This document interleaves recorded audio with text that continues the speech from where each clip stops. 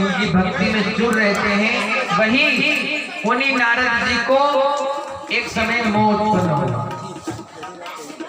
अरे क्यों आगे पीछे पहचान गए तो जगह बने नहीं बैठी जाओ, नहीं पहचाने तो पास से बैठी जाओ। पर नी बोल द्वारिकाधीश भगवान की जय।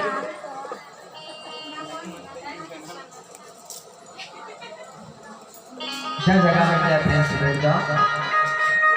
ये तो मोटर है, अब जो पीला आई हो पीला ले दिली, जो बाद में आई हो बाद में। समय समय ने काले बटे दियो कि 10 बजे कथा प्रारंभ होगा, नहीं वही भी एक बार आरती में पहला अनाउंसमेंट करो कि आओ पधारो, अब तो टाइम लगे, अपने नर्तन के सुंदर बनाओ तो आए, तो कैसे आएगा, प्रयत्न करें। अब जिस प्रकार आप लेट होते हो इस नर्तन को सुंदर बनाने में, उसी प्रकार ध्यान रखना इस आत्मा को सुंदर बनाने में देर मत कर देना। यहाँ पर तो आए हो तो जगह मिल गई है, यहाँ पर पहचाने तो जगह मिल गई है, लेकिन इस आत्मा को अगर तैयार करने में अगर देर कर दी तो वहाँ जगह तो कई दो रास्ता कटे आए कट जाएगा। भरोसा मत करना हो, यहाँ पे तो सपोर्ट है, यहाँ पे पांडाल है, व्यवस्था है, लेकिन आत्मा के लिए कोई जगह नहीं है। आत्मा के लिए एक ही जगह है। आई से बैंक में पैसा निकाला आई डालिया तो वही प्रति आई मनुष्य का नर्तन में आत्मा निकलेगी और भगवान के पास जाएगी। बोल क्या कर्म किया, एंट्री हो रही है। और दो बड़ा बड़ा रूप लगाया भगवान ने, एक तो धने चालने कराते क्या बोलो रात तुम राते गुल बंद कहीं हो जाओ, लेकिन दो बड़ा बड़ा बल्ब लगे है, और अगर वो बल्ब 15 दिन में उगे रात को तो भी तारा देख ही रहा है। तारा से बचोगे तो हर हवा के रूप में देख रहा है भगवान, हवा से बचोगे तो जिस पृथ्वी पर आप चलो पृथ्वी के रूप में आपको देख रहे हैं। कहाँ बचोगे, उसकी निगाह से कोई नहीं बच सकता। सोच समझकर जिस प्रकार आप इस नर्तन में आप सुंदरता में लगाने में आप विलंब करते हो, उस प्रकार ध्यान रखना निवेदन है। इसी बात को लेकर हम आपके ऊपर बात नहीं कह रहे, सत्संग के ऊपर बात कहते हैं, सुधारने के लिए कहते हैं। बस अभी कितने विलंब करना हो कर लो, लेकिन समय आने पर आत्मा का भी कल्याण कर लेना, क्योंकि ये आत्मा बोझ न बने, क्योंकि आत्मा तो परमात्मा है। उस आत्मा तो परमात्मा ने ये कहकर भेजा है कि तू मेरा अंश है, भगवान का भजन कर लेना, गुणगान कर लेना, तुम्हें भगवान अनंत लीला करते भगवान। वही नारद जी को एक समय मोह होता है, वही नारद जी को मोह से उत्पन्न करते हैं भगवान। मोह का सारा वरदान भगवान नष्ट करते हैं। नारद जी जब देखते हैं तो वही एक रूप में रुक्मणी के साथ और वही 16,108 फटानी के साथ भगवान विद्यमान होते हैं। बोल द्वारिकाधीश भगवान की जय। वही जरासंध एक समय गोविंद राजसूय यज्ञ के द्वारा अपनी सर्वश्रेष्ठ विभूतियों की पूजा करने चाहता था। वे कृष्ण ने बोला, राजन आपका निश्चय हम उत्तम करेंगे, लेकिन सभी हर जगह पर अपनी ध्वजा फहराए। वही अर्जुन और भीम निकल पड़े, सभी दिशाओं में राज चिन्ह आरंभ किया, सभी राज चिन्ह लिए। एक राज बचा जो जरासंध था। अब जरासंध को वरदान था, जब एक ऋषि ने फल देकर राजा को फल दिया तो एक राजा ने फल के 2 टुकड़े के दोनों रानियों को खिला दिए। अब दोनों रानियों से जब जन्म हुआ तो 2 मांस की फाड़ निकली, फिकवा दिया। एक जरा नाम की राक्षसनी आई, उस जरा नाम की राक्षसनी को दोनों को जोड़ा और बोल दिया कि जुड़ जा। उसी से नाम उसका जरासंध पड़ा। उसको वरदान था कि उसको बिना प्रभु की लीला से नहीं मारा जा सकता। वही ब्राह्मण का रूप धारण कर भगवान जरासंध के यहाँ जाते हैं। जरासंध से रात को विश्राम ब्राह्मण के रूप में जाते हैं, विश्राम की तरह दक्षिणा लेकर भगवान दक्षिणा के रूप में भगवान भोजन करते हैं और दक्षिणा मांगते। क्या चाहिए, बोले कि हमें मल्ल युद्ध चाहिए। बोले तुम ब्राह्मण तो नहीं दिखते, पहचान लिया भगवान को, तुम वही छलिया श्री कृष्ण जो तुम छलिया रणछोड़ के नाम थे। आज तुम तो मेरे लायक हुए नहीं, तुम तो मुझसे लड़ाई नहीं, पहले भाग गए। अर्जुन मेरी बराबरी का नहीं है, अब बराबरी का है तो भगवान का चमत्कार होता है, मल्ल युद्ध होता है। 27 दिन तक युद्ध लड़े, 27 दिन तक युद्ध ऐसे लड़े, दिन में युद्ध कर रहे, शाम को बैठकर शाम को साथ में भजन करे। बड़ी अनंत लीला होती है। भीम थक गया, भीम चीरकर इधर फेंके फिर जुड़ जाए, फिर मारे फिर जुड़ जाए। भगवान से प्रार्थना की, जितना बल था घमंड चूर हो गया। भगवान से प्रार्थना की, भगवान अब इसका अंत कैसे होगा? कि जब युद्ध के समय, जब युद्ध करो उस समय मेरी तरफ देख लेना। वही दूसरे दिन युद्ध आरंभ हुआ, वही एक तिनका उठाया, एक तिनके को चीरा, एक इधर फेंका। अर्जुन भीम समझ गए, वही जरासंध को चीरा, एक इधर एक उधर, वही उसका प्राणायाम हो गया। बोल द्वारकाधीश भगवान की जय। भगवान की अनंत लीला होती है। वही समय बीता, एक समय में अग्र पूजा हुई कि सभी राजा इस सृष्टि में कौन श्रेष्ठ हैं और कौन इस राजा श्रेष्ठ है, उनकी पूजा की जाए। वही अग्र पूजा होती। अग्र पूजा भगवान की लीला होती। अग्र पूजा में शिशुपाल, कन्हैया की बुआ का लड़का, वही सभा में भगवान को चुना गया कि द्वारकाधीश सबसे श्रेष्ठ है, भगवान का अवतार है। इन्हें लाखों आनंद के साथ लीलाएं की। वही शिशुपाल वही सभा में था, भगवान को अनेकों गाली देने लगा। अर्जुन मानने के लिए दौड़ा, लेकिन रुक जाओ, अभी नहीं मानना। क्यों? कि मैंने बुआ को वचन दिया था। जब बचपन में इसका जन्म हुआ, ऋषि ने कहा जिसके गोद में आकर इसके 3 नेत्र थे और 3 हाथ थे, तो एक भुजा और एक नेत्र जो नष्ट हो जाएगा वही इसका अंत करेगा। वही कृष्ण की गोद में लिया। वही बुआ ने वचन मांगा कि इसको नहीं मारोगे, कहा कि इसकी 100 गलती क्षमा करूंगा। वही भगवान की लीला होती है। वहीं पर 100 गलती पूर्ण हुई और कहा कि बस अब मत बोलना, अगर अब बोला तो मैं भूल जाऊंगा कि तो मेरी बुआ का लड़का है। नहीं माना, गाली देने लगा। जैसे गाली दी, भगवान को क्रोध आया, इस गरज चक्री से मस्तक काट दिया। द्वारकाधीश भगवान की जय। भगवान की अनंत लीला होती है। वही इन सभी का मित्र दंतवक्र, जो मैंने कहा था 3 अवतार लेकर भगवान की जय विजय लेकर आए हैं। प्रथम अवतार हिरण्याकश्यप, हिरण्याक्ष, दूसरा रावण और कुंभकर्ण, और तीसरा शिशुपाल और दंत, जो कि भगवान के पास आता है कि मेरे मित्र को मौत, जो आपने मेरे मित्र को मारा, उन सभी की मौत का बदला लूंगा। भगवान ने समझाया मत उलझ, नहीं माना और वही युद्ध किया। भगवान ने उसको भी मृत्यु के घाट उतारा। बोल द्वारकाधीश भगवान की जय। भगवान की अनंत लीला होती है कि भगवान ने सभी को तारा, बोले कि नहीं, भगवान ने तारा भी और मारा भी। बोले कि क्यों? तारनहार है, ये माना भी। तारा उसको जो तारने लायक था और मारा उसको जो मारने लायक था। मार के भी तारा और तार के भी तारा। बोल द्वारकाधीश भगवान। अबे भगवान की अनंत लीला होती है। बोले कि एक ऐसा नहीं कि भगवान के सारे दुश्मन ही थे, भगवान के चाहने वाले भी थे। बोले कौन?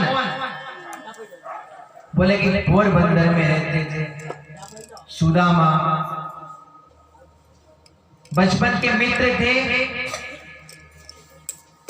बड़े ही ज्ञानवान पंडित थे, बड़े धर्म दान करने वाले, अपने कर्म की नियुक्ति पर जो दिन भर मिलता था उसी का रसपान करने वाले ब्राह्मण देवता सुदामा नाम के। उनकी एक पत्नी थी सुशीला, जो बड़े धर्म पथ पर चलने वाले थे, पर भगवान की भक्ति करते थे। और उनकी गरीबी में उनकी दशा इतनी बुरी हुई। बोले गरीबी किस कारण से हुई? बोले कि एक समय भगवान द्वारकाधीश और सुदामा जब शांतिपनी आश्रम में पढ़ने के लिए आते हैं, वहीं से लकड़ी चुनते हुए नारायणा गांव चलकर आते हैं। और वहां पर किस लिए आते हैं?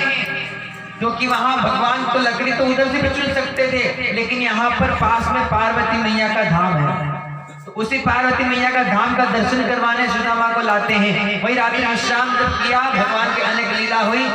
गुरु माँ ने चने दिए थे खाने के लिए, भूख लगे खा लेने, लेकिन सुदामा ने छल कर लिया। उस रात्रि सुदामा ने अकेले ही चने खा लिए और भगवान की तरफ मुंह नहीं किया और भगवान को पीठ दिखाई। पीठ दिखाने भगवान ने कहा कि देख मेरी तरफ देख ले, मेरी तरफ देख ले। भगवान को पीठ दिखाए कि जैसी तेरी इच्छा। और गुरुजन कहते हैं कि वो चने श्रापित थे। सुदामा ने वो चने इसलिए नहीं दिए, उस चने में जो खाता उसका धन राज श्रीहीन हो जाता। और सुदामा को पता था कि भगवान को अनेक लीला करनी है, चाहे मैं अपने मित्र के लिए श्रीहीन हो जाऊं, लेकिन मेरा मित्र कभी श्रीहीन नहीं होना चाहिए। यही है मित्रता का प्रमाण। जब वही चने के प्रभाव से दरिद्रता का आशय हुआ, एक ब्राह्मण है, कर्म से ब्राह्मण, धर्म से ब्राह्मण, लेकिन देखो श्रीहीन होने के कारण दरिद्रता का भाव होता है। भगवान के अनंत लीला होती है। बोले कि ब्राह्मण जब कमा कर मांग कर अपना बच्चों का पालन करने का समय ऐसा आया, उस राज्य में अकाल पड़ गया। क्योंकि जहां ये सुदामा थे, उस राज्य में जिस गांव में थे, वहां पर भी अकाल छा गया। भोजन है नहीं, सभी गरीब बन गए, रोते हुए। हर रोज ग्यारस होती थी, हर रोज। भाई भक्ति के साथ समय बीतता गया। भगवान लोग कहते भैया तेरा मित्र सुदामा बचपन का द्वारिकाधीश है, उसके दर क्यों नहीं जाता? पर कैसे जाए? कर्म जब भगवान भी चाहते हैं कि मैं इधर सत्यभामा सारी प्रश्न कर रही है कि भगवान आप अपने मित्र को चाहते हैं, आपका मित्र इतना अच्छा है, आपके लिए उसने इतना कुछ किया है, आप उसको क्यों नहीं दे देते? बोले अभी समय नहीं है। क्यों? बोले कि उसका कर्म अभी गलत है, उसका पाप है, वो सारा निकल जाएगा जब पुण्य उदय होगा, जब तत्काल समय की बात। भगवान अनंत लीला करते समय आता है तो वही पत्नी के मन में भगवान का बीज उत्पन्न होता है नाम का। भाई भगवान के चरणों प्रणाम करती है, कहती है आप द्वारिका क्यों नहीं जाते? बोले मैं कैसे जाऊं? वो द्वारिकाधीश कहाँ में, वो जानता होगा या नहीं? पहचान जान ना पहचान कहीं भूल गया तो? और बहुत ठाट बाट वाला, अपने पास ना रहने के ठिकाने, ना चलने के ठिकाने, कपड़े पहनने के ठिकाने, कहाँ पहचान होगा? नहीं स्वामी आप जाइए, वो दया निधान है, सबको तारने वाला है, तारणहार है, आपको भी कुछ न कुछ जरूर देगा। मनाया, बोले कुछ भेंट लेकर जाना पड़ेगा। भाई घर से 2-4 घरों से चावल लेकर आई, चावल की फुटल दी, वही भगवान चले।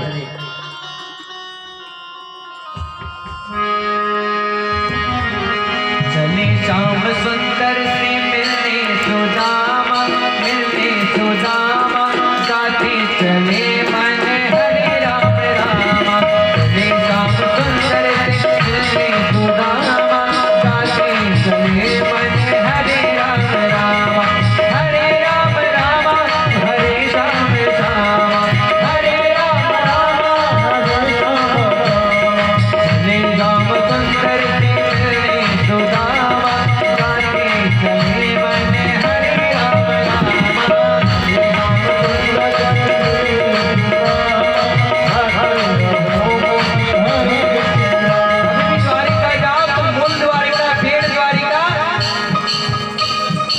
बनी हुई है जो समुद्र के बीच में आज भी। भगवान भी समुद्र में तीज डूब गई, आधी समुद्र में रह गई और आधी कुछ निशान भगवान के रह गए हैं। जहाँ आज भी चावल चढ़ते हैं और चावल भगवान के चरणों में इसीलिए लाते हैं, कुछ नहीं है। अक्षर जिस प्रकार अक्षर आपके चरणों में चढ़ा रहे हैं, हमारा कल्याण कर देना। जीवन में अक्षर नहीं होना चाहिए, हमारा धर्म भी अक्षर नहीं होना चाहिए, हमारा पुण्य भी अक्षर नहीं होना चाहिए। प्रेम से पहुंचे, रास्ते में जाकर हट कर विश्राम लिया, निंद्रा आ गई, भगवान नहीं स्वार्थी बनकर आए और भगवान को भोजन करवाया। अनेक लीला हुई, जाकर द्वारिका में छोड़ा, निद्रा खुली, द्वारिका में देखा बड़ा महल। बोले द्वारिका ही है? बोले हाँ।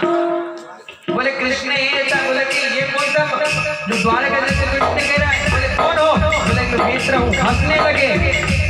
बोले भैया हंस मत, गाँव का पता बता दो।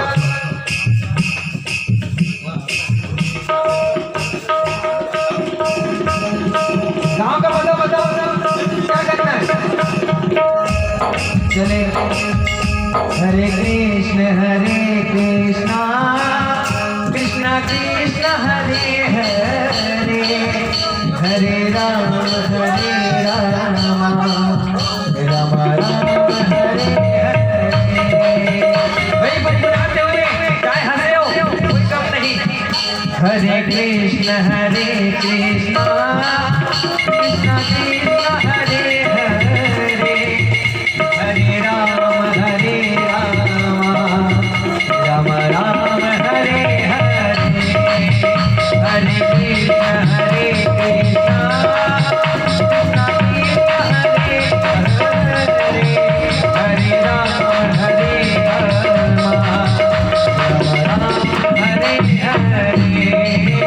राम हरे हरे। द्वारपाल के पास जाकर भैया द्वारिका ही है, बोले हाँ द्वारिकाधीश ही रहते हैं। बोले हाँ कहाँ से आए हो? बोले मैं सुदामापुरी से आया हूँ। भगवान से कह दो कि उनका मित्र सुदामा आया है। मित्र सुदामा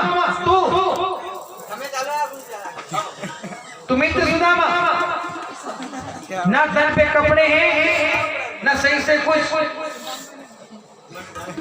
तू भगवान का मित्र है?